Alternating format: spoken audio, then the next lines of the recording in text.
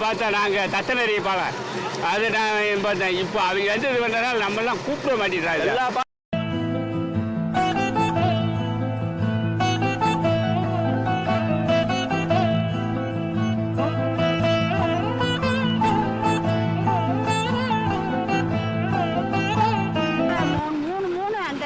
சப்பாத்தி 3 நேரமுங்க. நம்ம காய் குழம்பு இதெல்லாம் சாப்பிடணும். அவங்க கட்டும், நம்மளுக்கு கட்டுமா?